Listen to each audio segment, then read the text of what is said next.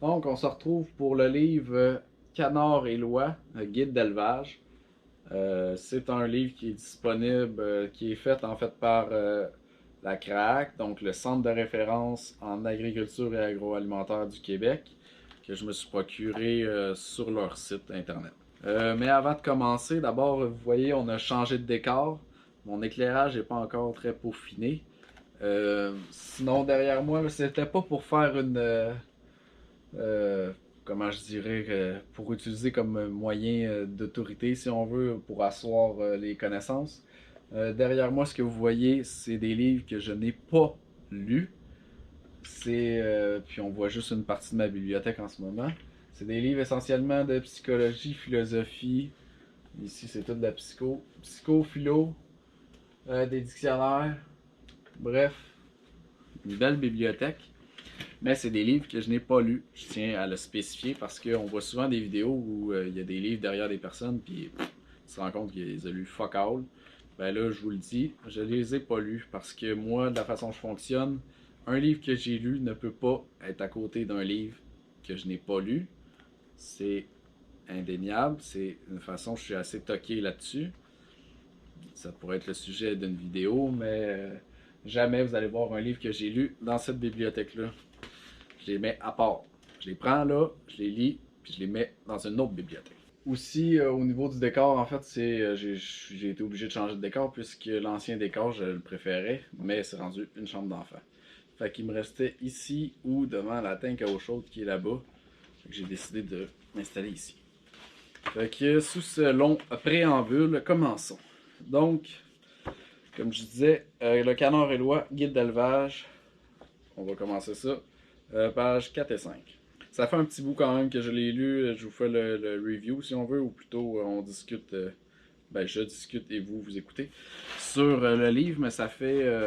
C'est en septembre, puis là, on est en novembre. Ouais, on est en novembre. Fait que ça fait un mois au moins. Puis j'ai eu un mois assez mouvementé. Donc, 4 et 5, en fait, on va nous parler des races. Chez moi, j'ai du canard de Barbarie. Ce qui est intéressant au niveau du canard de Barbarie, ben, il y a une très bonne ponte.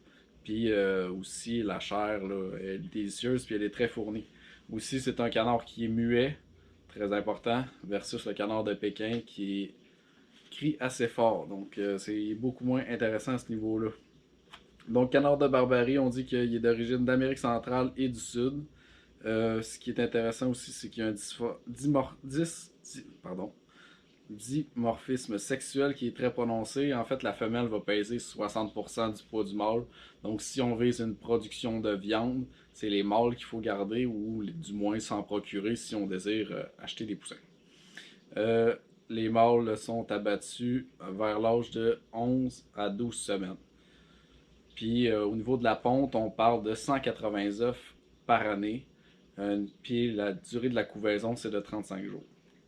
Au niveau du canard de Pékin, le dimorphisme est davantage plus faible, c'est-à-dire que la femelle de Pékin va peser environ 90% du poids du mâle.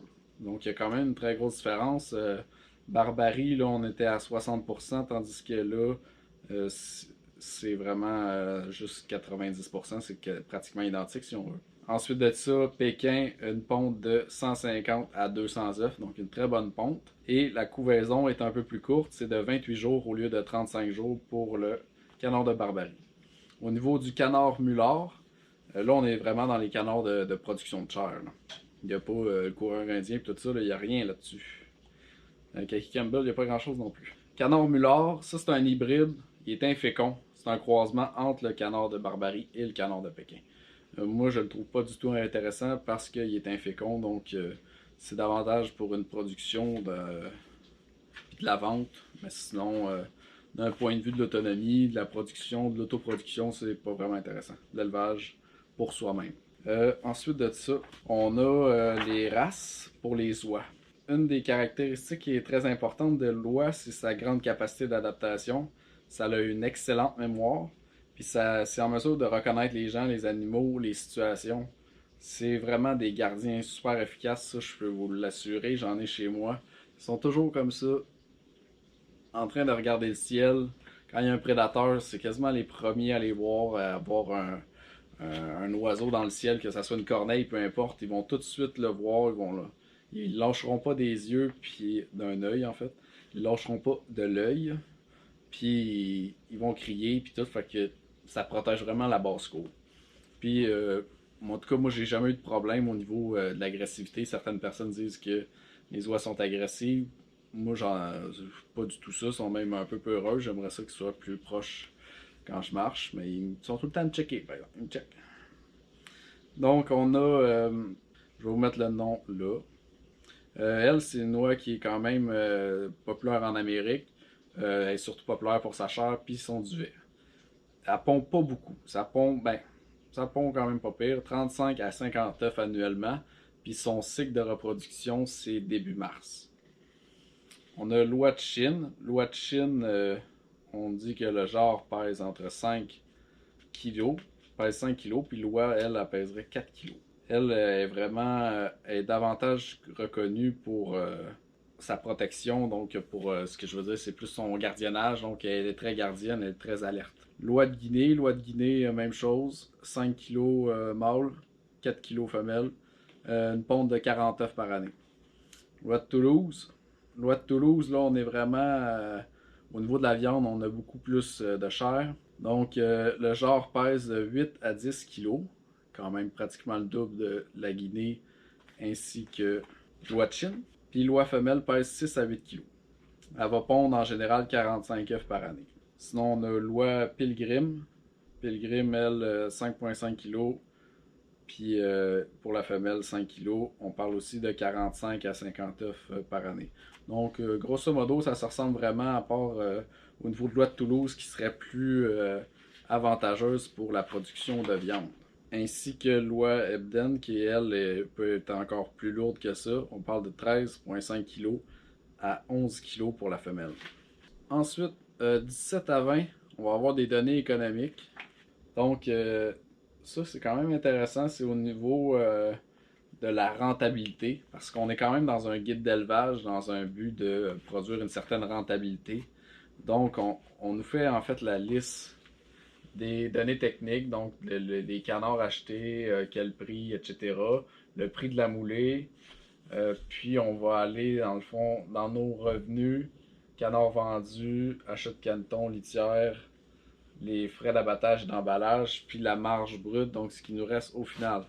Donc, c'est intéressant parce qu'il y a quand même des très grosses différences. Si rapidement, là, sans vous passer tous les chiffres, là, canard, Achère, Mullard et Barbarie, pour 100 canards, on parle d'une marge brute de 900 $. Tandis que si on fait du gavage, alors moi je trouve pas ça intéressant, mais c'est aussi une preuve que financièrement c'est très avantageux. Si on fait du gavage pour obtenir le beau foie gras, que moi je mange pas puis que ça me parle pas pantoute, ben au lieu de 900 $, c'est 3737 $ de marge brute. Il y a quand même une très grosse différence, appréciable pour certains. Production d'oie à chair de Toulouse, on parle d'une marge brute de 1500 $ et 40 pour toujours pour 100, pour un élevage de 100 individus. Et si on fait un gavage, on parle de 6130 $. Donc c'est certain que faire du gavage, c'est vraiment beaucoup plus avantageux d'un point de vue financier, d'un point de vue éthique, beaucoup moins, je trouve. Ça reste dans le débat et dans les consommateurs, c'est à eux de choisir. 38, on va parler d'alimentation. Donc, ce qu'on dit, c'est que les palmipèdes, parce que c'est la famille des palmipèdes, va manger beaucoup plus de fibres et va les digérer beaucoup mieux que les poulets. Donc, on le sait, les poulets consomment au niveau un poulet ou une poule, ça consomme environ 20% d'herbe, tandis que une oie à l'été, ça peut manger jusqu'à 80% de son alimentation, ça pourrait être de l'herbe. Donc, c'est vraiment, il y a une très grosse différence, une très grosse disparité. La poule dans un champ, ça fait pas vraiment de sens. Ça mange des insectes, des graines. Bref, ça mange pas vraiment beaucoup d'herbe. Tandis qu'une oie, ça en mange beaucoup. Sinon, on dit également que dans l'énergie contenue, donc dans l'aliment, on parle d'énergie brute et on va nous parler également d'énergie métabolisable. C'est-à-dire que on va avoir une énergie qui va, mettons, la nourriture, et qu'est-ce qui va en ressortir au niveau, une fois passé dans l'organisme, quelle est l'énergie qui est possible de transformer, puisqu'il y a une certaine partie qui est évacuée. 44, on a les exigences au niveau du canon de barbarie, donc on a vraiment tous les éléments, les acides aminés, éléments majeurs, calcium, phosphore disponible, vitamines. On a toutes les quantités selon euh, son âge, donc le début, la croissance, la finition femelle et finition mâle, donc avant l'abattage.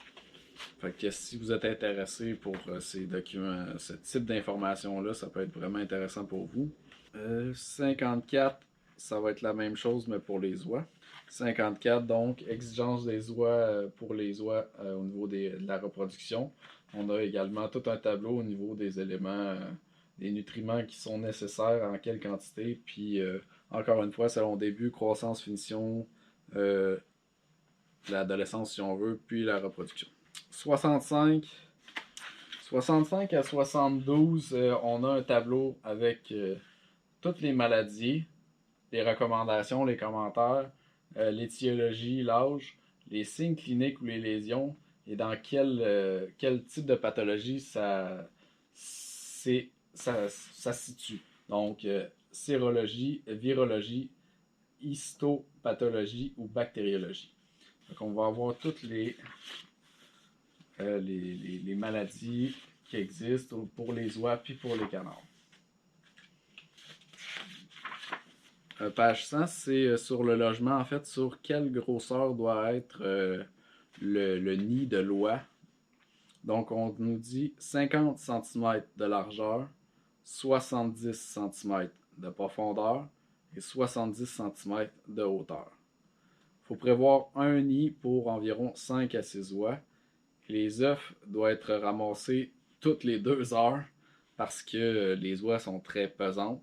Donc, elles peuvent avoir tendance à les écraser ou les souiller. Donc, c'est quand même assez important de ramasser les œufs assez souvent.